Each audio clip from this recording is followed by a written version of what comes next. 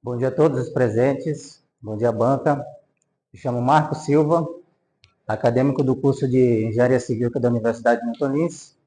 E hoje é com imensa satisfação que eu venho aqui cumprir mais uma etapa da minha graduação, que é a apresentação do meu trabalho de conclusão de curso. O meu trabalho ele tem como tema análise da instabilidade de talude em área industrial e seus impactos na segurança estrutural. Tá? Trabalho esse que é um estudo de caso realizado em uma edificação aqui na cidade de Manaus. Eu tive como orientadora a professora mestra Érica Marques Pinheiro e como orientadora a engenheira especialista em geotécnica Jéssica Castilho. Objetivos do meu trabalho. O objetivo geral do meu trabalho é analisar a estabilidade em um talude em área industrial aqui na cidade de Manaus. Os meus objetivos específicos é caracterizar geometricamente esse talude e as regiões ali, as condições do entorno dele. Também identificar as principais manifestações que foram observadas lá em campo e também verificar os possíveis impactos dessa instabilidade para a estrutura da edificação adjacente e também discutir algumas medidas para a estabilização desse maciço. A justificativa desse meu trabalho ela se dá de acordo com a necessidade de análise preventiva nessa questão aí da instabilidade em áreas industriais, que são áreas aí onde existem muitas empresas de grande porte e uma atividade industrial muito intensa. Isso acaba, no caso, potencializando aí os danos causados por conta de falhas, então, no terreno, tá? Identificar tudo isso de forma precoce para, assim, então, intervir de forma técnica, de uma prevenção para evitar que sejam feitas correções mais complexas posteriormente. Metodologia do meu trabalho inicia-se com uma pesquisa de natureza aplicada, tá? Com uma abordagem qualitativa e bibliográfica, reunindo dados e parâmetros e chegando a uma conclusão. Com relação à literatura, existem bastantes trabalhos publicados sobre a questão da estabilidade de taludes, onde eles evidenciam a questão aí da estabilização de taludes como relacionada a fatores de equilíbrio de forças, ou seja, as forças resistentes e as tensões que estão atuando ali naquele maciço. Assim como também existe a questão do fator de segurança, que ele é colocado ali como um indicador central desse comportamento do maciço, tá? E algumas outras questões, como, por exemplo, a questão dos desafios aqui na região amazônica, como nós sabemos, que o nosso solo aqui, devido ao grande índice de chuvas, né, alto índice de pluviosidade, ele, na maioria das vezes, ele é predominantemente um solo argilo arenoso. Isso pode ser bom dependendo de como é feito isso. Se houver uma boa compactação, pode ter uma boa resistência, mas também por conta desses índices de chuva, eles acabam também ficando enfraquecidos pela laterização do solo. Bom, o contexto desse trabalho, né, se baseia então na questão da estabilidade, que é um tema vital, principalmente na região industrial, tanto na região urbana, mas na região industrial, ele é evidenciado de uma forma mais abrangente, porque existem muitas intervenções no terreno, como cortes, aterros, na maioria das vezes para deixar a superfície plana. Então, isso pode, no caso, haver preocupações com relação a esses cortes, porque, de acordo com o solo, se não tiver uma boa compactação, se não tiver um sistema de drenagem eficiente, então pode preocupar no contexto de vir a ter um colapso nessas regiões. Localização, começando aqui o estudo de caso, tá? Está localizado numa área industrial, no Distrito Industrial 1 de Manaus, tá? Ali onde predominantemente você consegue observar muitos platôs, que são as áreas onde essas empresas estão instaladas, então eles fazem muitas essas intervenções para que haja ali, né, aquela planificação. E, né, o talude ele está dentro do limite do terreno dessa fábrica.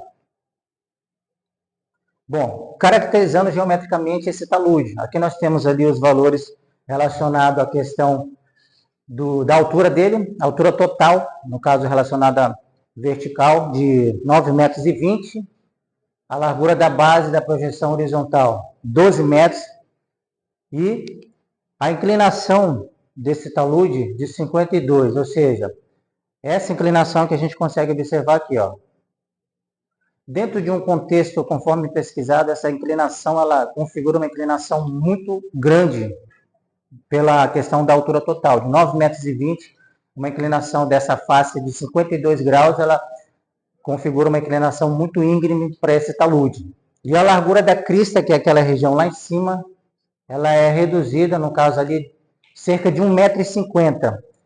E ela está parcialmente ocupada pelas fundações, que são aquelas fundações superficiais, que estão na primeira camada da superfície, são sapatas isoladas e interligadas entre si por viga baldrame. Bom, começamos a identificar essas características, tanto a inclinação, foi possível observar também essa cicatriz de adensamento aqui, tá?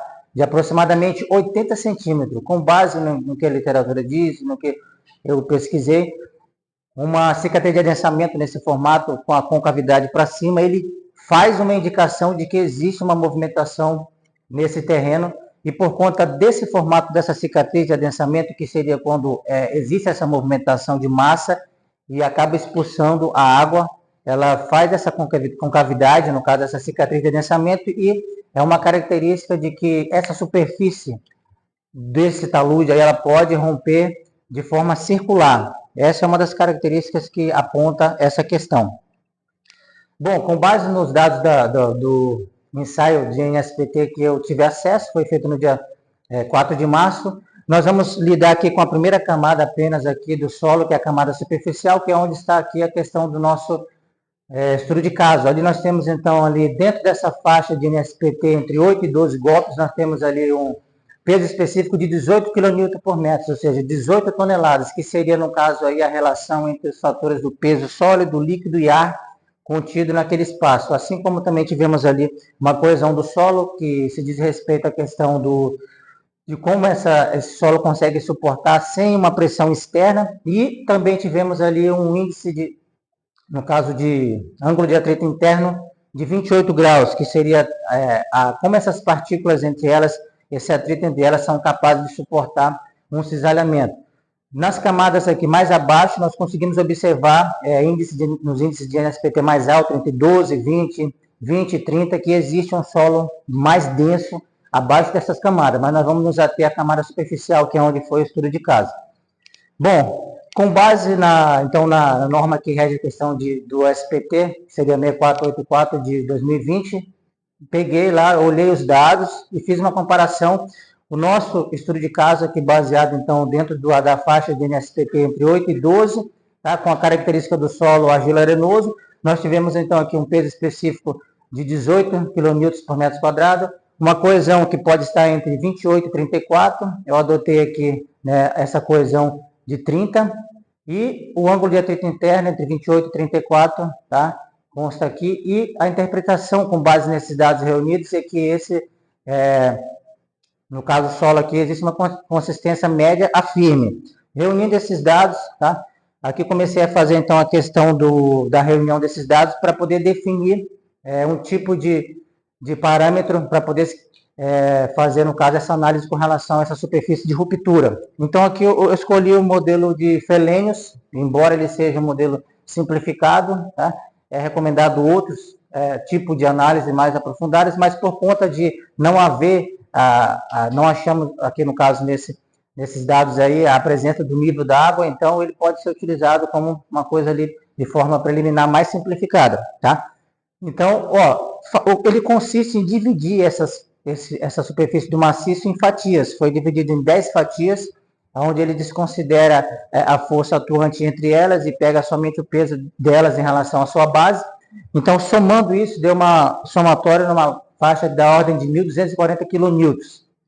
Tá? E o comprimento dessa superfície, embora nós temos um comprimento lá diferenciado desse aqui, mas por conta dessa superfície aqui circular, né, nós obtivemos aqui uma média de 16 metros de superfície de ruptura.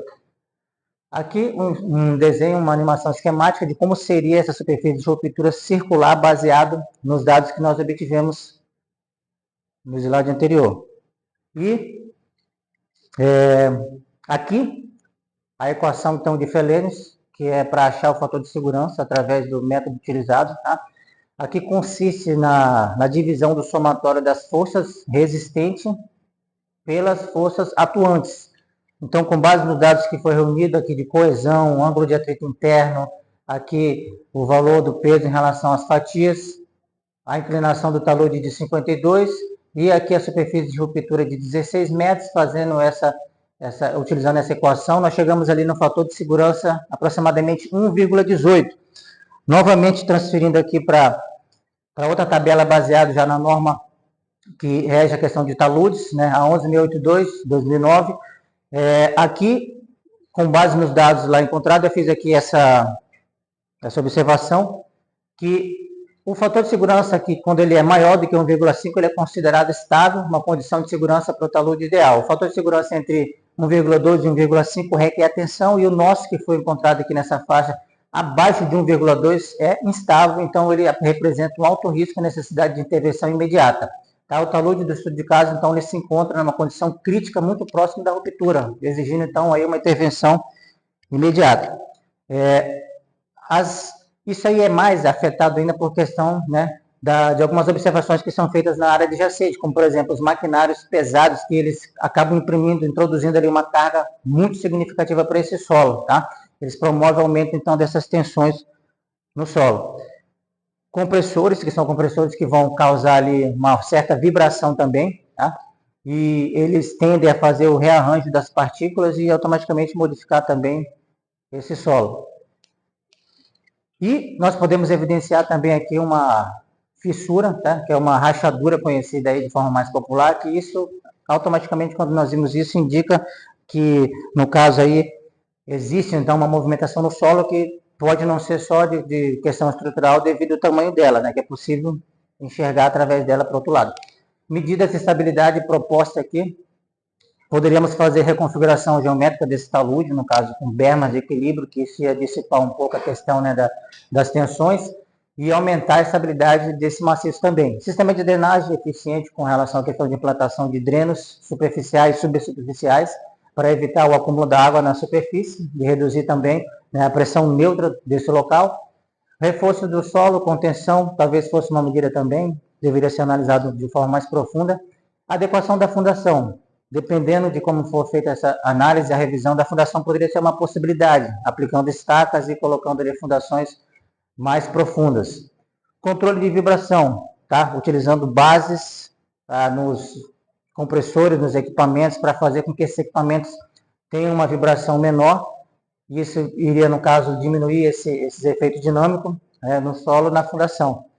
Monitoramento constante, deve haver esse monitoramento, porque essas medidas todas aqui, grande parte delas, talvez não seja necessário somente uma medida. O monitoramento ele vai ser algo constante, que vai estar atrelado a qualquer outra medida que for tomada aí. Tá? Considerações finais, no caso ali, naquela área de estudo, ela não apresentou só uma patologia, mas um conjunto, né, de circunstâncias que podem, né, indicar aí, no caso, um colapso desse talude. Tá? E assim, embora no caso exista camadas mais profundas que, no caso, tenham uma questão de uma estabilidade maior, mas o nosso estudo de caso ficou ali nas camadas superficiais, que é onde estão localizadas as sapatas, né? E exige, claro, que seja feita uma análise de condições mais amplas, porque essa análise que foi feita é uma análise, como eu falei, né, simplificada, com base no método, por conta de nós não encontrarmos nesse estudo ali a presença do nível d'água, então foi feito utilizando o método de Felénis com os dados que nós tínhamos. E, com certeza, estudos adicionais também são feitos, porque a estabilização ela depende da questão do confinamento e do reforço do solo. Bibliografia, não estão todas aí, eu coloquei os principais para fazer o trabalho. E muito obrigado a todos.